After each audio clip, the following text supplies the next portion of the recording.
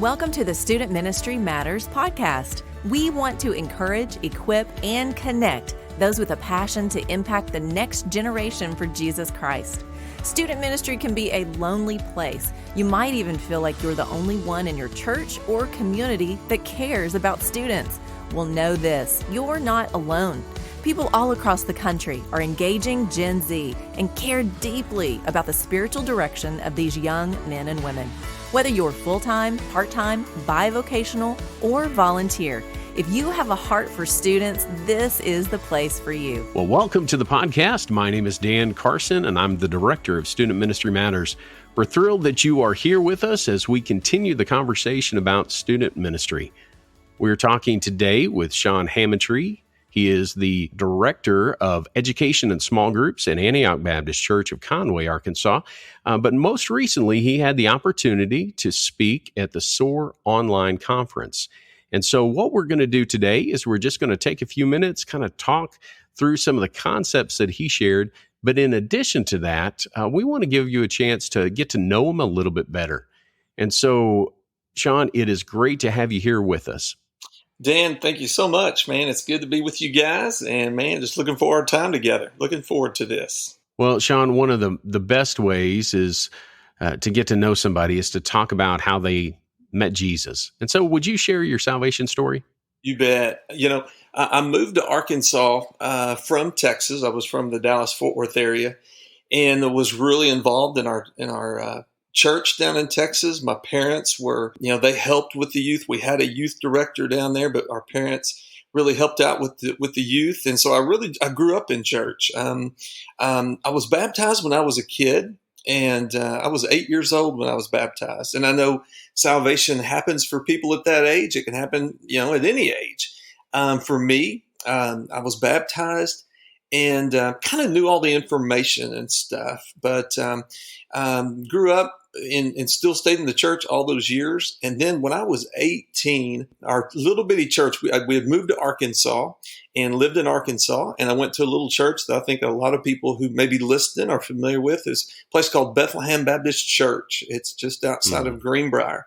Yeah. And they asked me to be their youth director. And it was a small church, small youth. And so I went in and started doing the youth. And during that time, God really started working on me. And I remember it clearly. I remember going home one night and I was by my bed and I just knew that I needed to give my life to Christ. I knew that I had gone through the motions, but I had not really had a heart change. And so when I was 19 years old, I asked Christ to forgive me and cleanse me. And man, it just changed everything about me. It was funny. I went down front and people thought, well, Shawn's surrendering to the ministry.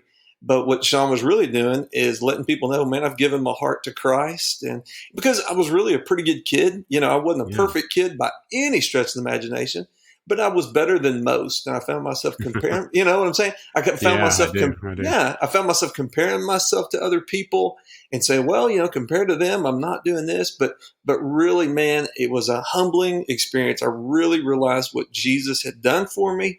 He had died for me on the cross. He took my place.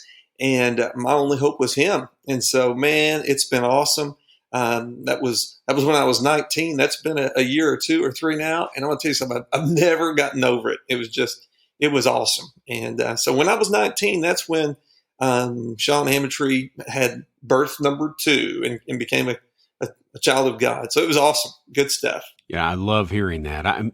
Mainly because, you always love hearing a salvation story, but knowing that you didn't let pride stand in the way, as so many 19-year-old guys might do, and say, well, I took care of that before. No, you realized that you needed Jesus, and you took the steps towards that, and you heard Christ calling, and you answered that call. Well, during that time, who was influencing you in your faith journey? Well, at that time, our pastor was a guy named Randall Redden. And of course, Redden is a name that in the BMA circles is kind of or has been a well-known name. Yeah. And Randall Redden, he lived at Cabot, Arkansas. He was a bivocational pastor at our church. And he's the one that originally came to me and kind of saw something in me that said, hey, Shawn, you need to be, what if you were doing, at that point, youth ministry and directing the youth? And he really invested in me. He would take me out to lunch. And I remember, I remember distinctly, the first time we went out to lunch, he started, he prayed before our meal. And, I grew up in a Christian family, but we didn't necessarily pray before meals in public. And I remember thinking that was just the weirdest thing. And then he just kind of took me under his wing. And then and then when I was I was saved. And when I did that, he took me under his wing. And so he had a really big influence in my life. And as I look back over that time, he just encouraged me in so many ways that just really just spoke to me. And that's how I wanted to be towards others. And so, we never just sat down and went through the Bible, and it wasn't that discipleship per se, but he multiplied in my life by just being a great mentor who I knew loved the Lord. And so he was big for me. Randall Redden, it was a man who's had a big influence in my life in that area. What I love to hear about that is that main concept of is a bivocational pastor. Yeah. There are men out there who are doing that are serving in our churches, that are having to work a 40-hour job, and then they are preaching, and you've got youth guys out there doing the same thing. They're working hard. They just love Jesus. They love people, and they want to serve, and they're making a huge impact for Christ. And, one thing about him real quick was what was so cool is he lived on the other side of Cabot, Arkansas. So Cabot to Greenbrier, Oh, wow. that's a pretty good, that's an hour plus where he lived. And he did that every Sunday morning. He did that Sunday night. He did that on Wednesday nights. And then there was other times throughout the week that he'd be up at the church. And I thought, man, he's doing his regular job, but also he's coming back and forth. He really showed a lot of dedication to the church. I was so impressed by that. Mm. Well, a lot of life has transpired since that time, since you were 19. Amen. Amen. You're married to Tanya. You have 3 kids, Sarah, Meredith, and Reese. Yeah. You've got 2 grandsons, Brooks and Caden. I've seen pictures on Facebook. I know that you're eat up with that. And yes. I'm looking forward to that day myself. I don't want it now, but I look forward to that so that I can be granddad. That's exciting to me. It's awesome. You've been on staff at Antioch for 17 years 17. and now as the director of education and small groups. That, like I said, there's a bunch of life in there. But what about your entry into ministry?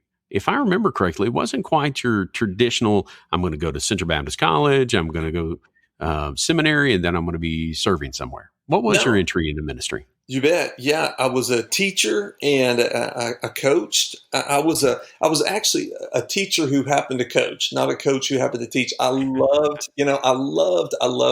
history. I loved bringing it to life. It's one of my passions. I just love history. I'm a big World War II buff and all those things. But yeah, I was teaching. I was coaching. And went to Antioch. We had been a part of a church for a long, long time. And something just told me, hey, it's time for you to go check out another church. And there wasn't any particular reason to leave the church I was in. Things were going well. But I just said, okay. I told my wife, I said, listen, I think we're supposed to go look around. And, she loved the church we were in, and I did too. But we started looking around and ended up going to Antioch and just found some connections there. And before you know it, that's where we joined. And then I told Jason Altman, who's our lead pastor now, he was over the youth ministry. And I said, listen, don't ask me to do anything. I said, I've come from a church where I've volunteered and I've done everything. I said, let me sit for 6 months. And so for 6 months, man, I was doing my thing. And then just about 6 months to the day, he came up to me and said the 7th and 8th grade boys Sunday school class teacher was leaving the church. He was a pastor. He was going off to minister at a church. And he said, would you be willing to fill in? I kind of rolled my eyes and I thought, well, okay. Lo and behold, I went in there. Next thing you know, I knew after 3 weeks of teaching those guys, this is where I'm supposed to be. That summer, I went with Jason and the youth on a mission trip. We went to Mexico and had some great stuff. Came back in that next school year, which would have been 2000, the 2002, 2003 school year. And he said, "You think God's calling you into ministry?" And I had felt that for a while, but I really didn't know if that's what I wanted to do or not. Lo and behold, I knew by May of 2003 that that's what I was supposed to be doing. And the rest is history. I mean, I left the teaching gig and left the coaching gig, and man, have just hadn't looked back and loved every minute of it. I've been so blessed to do what I've done. I loved what I did, and I'm loving what I do now, and did at the church. So yeah, it was different, but that's when I came in. I guess it would have been about what, 20? No, I'm sorry.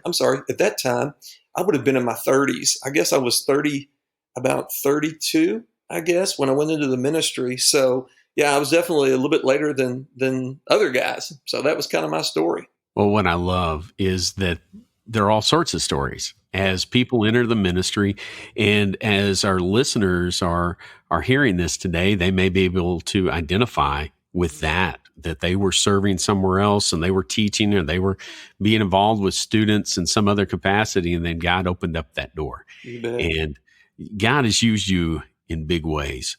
I got to tell you, from my own vantage point, I love being around you. You bring enthusiasm, excitement, and energy to whatever you're doing, and you bring encouragement.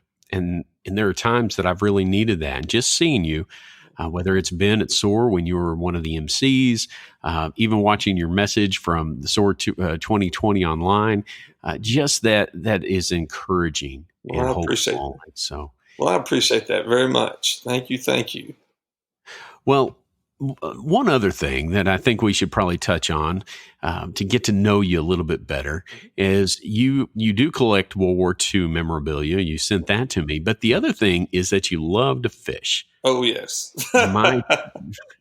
My dad loved to fish. I never caught that same sort of bug that he had, but he... morning to night, it was just, he could have done it all the time. Oh, my kind of guy. Yeah, definitely. Y'all would have talked for hours and hours. But let me ask, because I know that the guys listening, maybe the girls listening, they may love to fish too. If they're in the Conway area in Central Arkansas, where's some of the best places to go and to make that happen? Oh, now, don't give away your secret spots. I understand, but where's some good spots to go? Man, I tell you what, Lake Beaver Fork is a lake just outside of Conway. Like as you're heading towards Greenbrier, Wooster, Lake Beaver Fork has really turned into a good lake. I'm more of a bass fisherman. I like to hit the bass. And I'm going to tell you something, man, it was a lake that for the longest time, it just wasn't that good. But over the last decade, it has done really well. And so you can catch fish off the bank there. And so, Lake Beaver Fork is just right up the highway from Conway. It's a great spot. That's the one that if you're in Conway, that's the closest one. Of course, there's Lake Conway. I honestly don't fish it as much. There's a lot of good brim and crappie that are caught out of there. But man, Lake Beaver Fork, it's a tough one to beat. It really is. Lake Brewer is another one that's just around from us. It's just closer kind of out towards Morrilton. But man, Lake Beaver Fork, and if you want to come in, look me up, call me. We can go fishing. I'd love to take you. That's great, man. That's great. In a heartbeat. You bet. SOAR 2020 became different for us this year. It was scheduled to be, like it always is, big, loud, exciting, full of great speakers and great music and a lot of energy. And so I think there was a lot of disappointment initially when we decided, hey, we're going to have to shift it. It's going to have to be online. But as I've watched youth groups post pictures and show that they've been watching it together, that they've spent some time around it, man, it's been great to see the response. Yeah, and so I'm very thankful for your involvement in this. Shawn had the opportunity to speak on the subject of Lead Now, talking about students influencing others. And so, Shawn, if you take just a moment, kind of talk about your message in brief so our listeners could say, oh, okay, that's what he's talking about. You bet. Yeah, if I could just say it just in just a few short sentences, students can influence. It doesn't matter. It doesn't matter who they are. It doesn't matter what group they run with. Every student is an influencer, and they're influencing their peers for either the good or the bad. They're either influencing to lead them away from Christ or to lead them towards Christ. And so, man, I just want every youth guy and gal who's listening to know, man, every single student, from the loud, energetic, crazy one like would be me, the ADD guy, to the most quiet, reserved, introverted person in your youth group. Please always remember those kids are an influencer for somebody, and they have an influence in somebody's life. And so that's why it's so important for us to just pile into them and lead them to be an influencer. So some of the things I mentioned is I really talked a lot about what I focused on was the Beatitudes before I talked about being salt and light in Matthew chapter 5.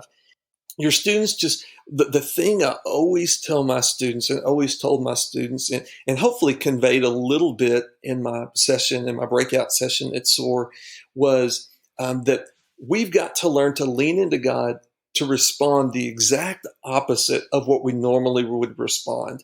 We live in such a crazy world, and I fight this just as anybody does of wanting to respond in a way that's my natural man rather than the spiritual man. And so part of being an influencer for the Lord is allowing Him to influence our reactions, and that's so big. So that was kind of the premise. I talked about salt and light, and so anyway, that was kind of the premise of what it was. I just want I want the leaders to know. I've been at this so long. I'm kind of like you. We've been down the road in student ministry. Please know you have a pack full of influencers, and some of the kids that you would never think are going to be the ultimate influencers for Christ in your group end up being that very thing. And so anyway, that was kind of the gist. Well, I'll tell you that towards the last of what you said, I think about some students that I've had in my ministry. And if they decide they didn't want to go somewhere, or if they didn't want to do something, the group didn't go. That's right. Now but the surprising thing that this wasn't the student that I thought would sway the group or change the direction. Yeah. And so all of our students have that ability to influence someone and others, and sometimes in big ways. And let me interject this. This is why it's important, I think, for youth leaders listening in. When you have, let's say you're over the high school ministry and you've got a group of juniors and especially seniors coming up, I always did something very special for them in the summer that kind of challenged them. Right now, I'm working with our middle school ministry at Antioch while we're in between middle school pastors. And I'm going to be working with my 7th graders who are going to be my 8th graders. We're going to be doing something later this summer that just challenges them. And what I would do is always get with that group and say, okay, you're now the big men on campus. And if you're engaged in worship, the others behind you are going to be engaged in worship. If you're listening, if you're leaning in. And so, man, know that your seniors, your upperclassmen, those are your influencers. So invest in those big time. During your talk, you did mention salt and light quite a bit. And I think many of our listeners are probably pretty comfortable with those concepts as a whole. But I think one of the things that I really appreciated was your visuals. Yeah. You had a headlamp on. Right. Is that a standard part of when you're speaking to groups of students in your church, at other places? Do you use visuals quite a bit? I do. I do vastly more than I don't. I've always been such a visual learner that I just remember, the visuals, and I love how Jesus taught so much in visuals. And so yeah, that really is. And it's funny, years later after I've spoken at a camp or a bachelorette service, I'll have kids come up and say, hey, I remember you had such and such. Yeah. And so I just know that they remember. I mean, one of the things, I talked about how, salt is what, is kind of more of a, you may not see it, if you put it in, in popcorn or stuff, you may or may not see the salt, but you know what's in there because whenever you taste it. And then the light, when I put the headlamp on, I didn't really mention this in the talk, but you couldn't miss that. I've got this. There's Right. this crazy man looking at me, and he's got this big lamp. And I think that's how when we're to be light for the world, I believe we got to let our light shine. I want people to say, man, that crazy man's got a light on him, but I wonder what that's all about. Whereas the salt is kind of more hidden. The light was just kind of when you can't help but notice it. And so I think students, man, they need to be both. They need to be people who are, not always loud and boisterous because that may not be their how they're bent, but that they're just a salt that they're kind of, they're there, but then also being that light for people. I just love that part. So yes, answer your question. I guess that was a lot to say. I love visuals. Well, we're on a podcast, so you didn't have a visual that you could show, so you had to talk about it. Touche. That's right. Well, the three big ideas that you had from your talk were these concepts of genuinely know Jesus if you want to influence others, choose to daily stay close to him, and then this idea of rest fully on him to do his work in you, or this idea of abiding in him. And so maybe you could talk about those just a little bit more, how we can encourage our students in those specific areas.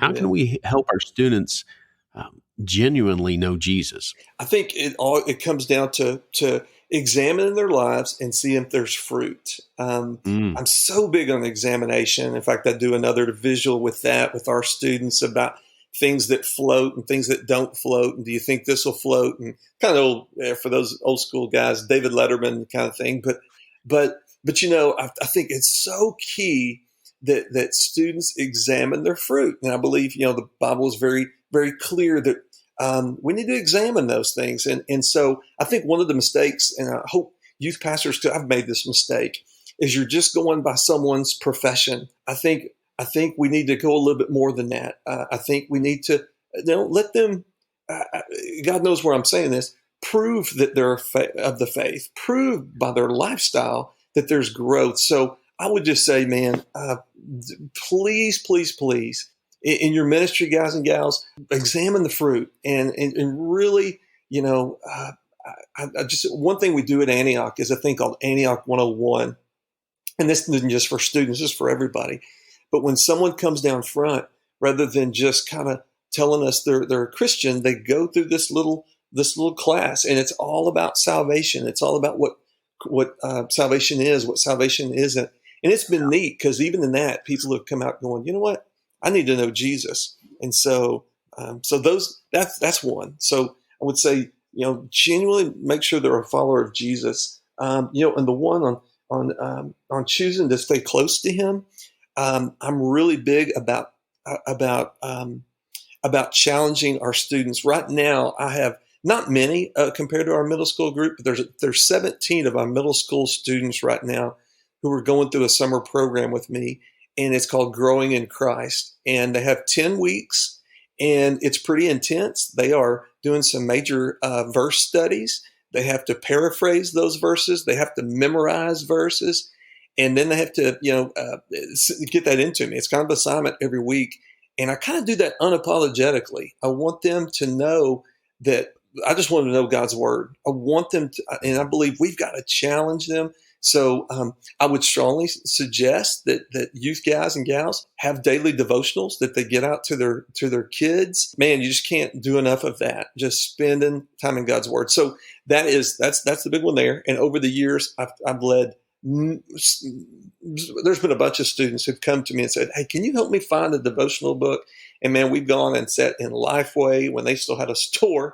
Now they're all online, but in those places and getting that in the word. So anyway, that's the choosing a day to stay close to him and then to rest fully on him to do the work in them. I guess the only way I can say that is just modeling it. And, our pastor has a saying that I try to bring to others in our church and our youth groups and the people that I lead. I want to do everything as if it depended on me, and knowing that it fully is dependent on God for anything that we do. That, man, I want to give it my very best effort, and I want to do it to the best of my ability, but to realize that anything that's going to come of eternity, it's through Jesus working in me. And that doesn't happen unless I genuinely know him.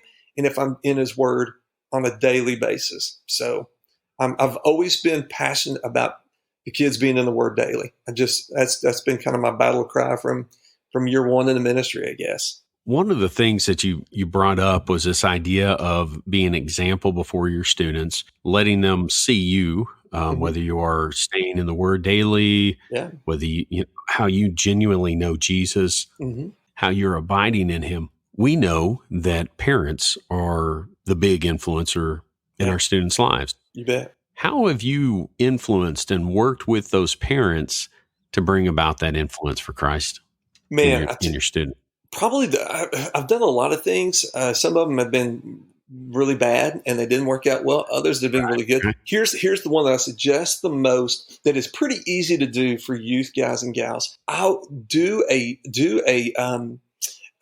conference. I don't remember what I've called it. It's just been a thing that I do in the gym, and we do this sometimes twice a year, but certainly at the first of the year.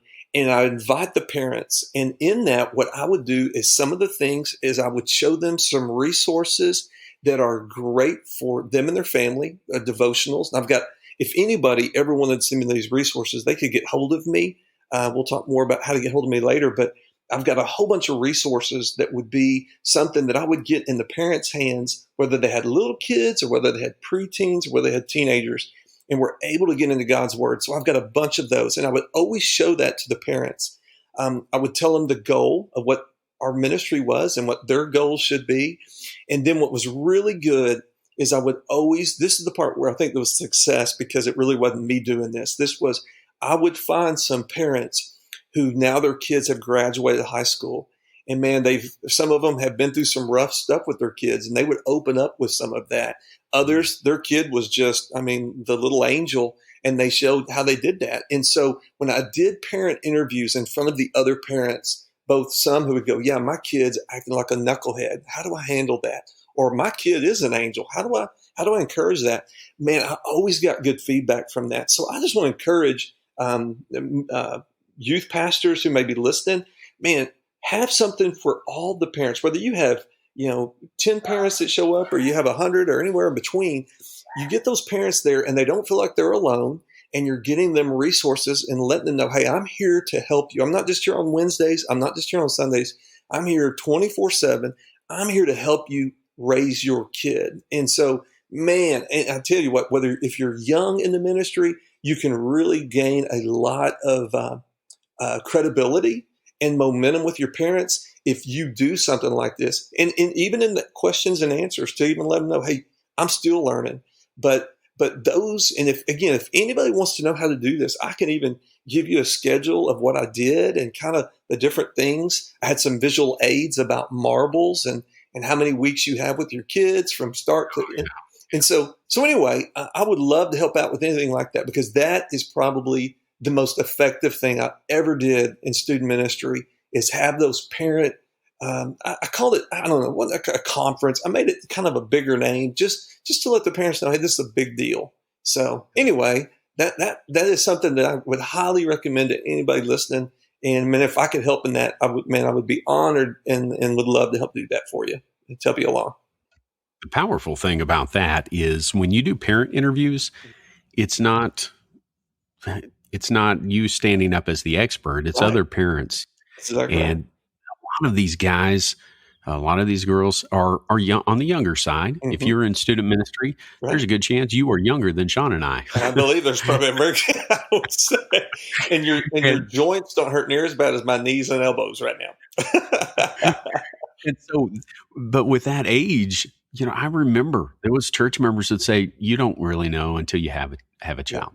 Yeah. And there's some truth to that. That's right. You hate to admit it, but there's a lot of truth to that. Yeah. And so if you're able to interview a set of parents and a student who are at the end of that road and they've had success, then boom, you've presented some truth. That's great. I love that concept. Oh, it's so good, man. I mean, just I can't recommend it enough for you young guys. I think it would just be amazing what will happen through that. So you bet.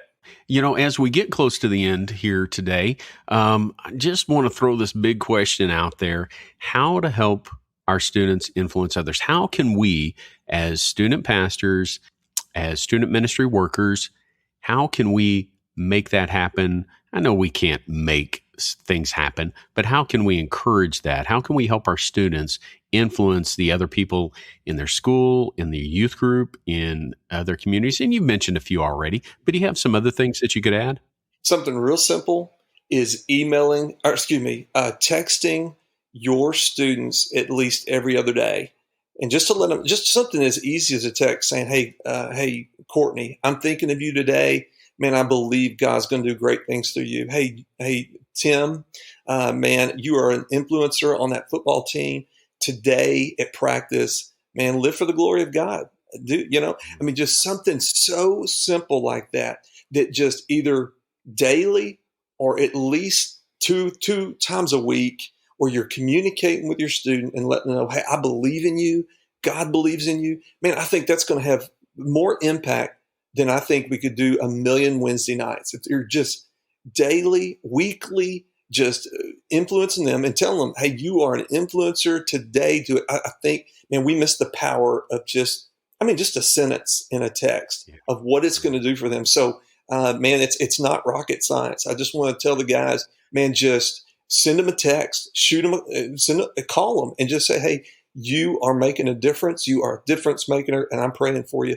Man, that's going to go a long ways in those kids' lives. So I want to keep it simple and keep that right there. It's simple, but yet it's simple to say, but yet it's a little bit more. It takes discipline to do it, but you make that a priority. Woo! It can be some big stuff, baby. Good stuff. Well, Shawn, you have shared quite a few things. And you've actually mentioned already, we want to give you an opportunity to share some contact information, how they could get a hold of you, whether they would like for you to come, possibly even speak for their group at some point, if you're able, or if you have the opportunity just to share some of the resources that you've talked about. You bet. You can reach me at email at Shawn, that's SHAWN, Shawn at Antioch, ANTIOCH, Conway.com. Shawn at AntiochConway.com. Man, if I can help in any way, I would be honored. I'm here to tell you all the wrong ways to do it and the few right ways I did it. But no, if they want to get hold of me, I would love to talk to them. Sure would. As somebody who's been in student ministry a few years, I've learned a lot of things the hard way. And I think that you described that as well. It is important for us to share these things that we've learned. And man, I appreciate your willingness to be there for others. And so take advantage of that. Send Shawn an email. If you have a question for us at Student Ministry Matters, you can send us one, info@studentministrymatters.com, or visit our website. We would love to get in touch with you, connect with you, and so that we could help you as we go forward working with students. Student ministry isn't an easy task. There are a lot of difficulties, but we want to help our students as they go forward. We want to help them as they seek to influence their schools, their families, their communities for Christ. Amen. Why do we do all of this? Because student ministry matters. Amen. Thanks for listening to the Student Ministry Matters podcast. Get connected at studentministrymatters.com or follow us on Facebook and Instagram at Student Ministry Matters. Until next time, keep up the great work with your students, because the work matters.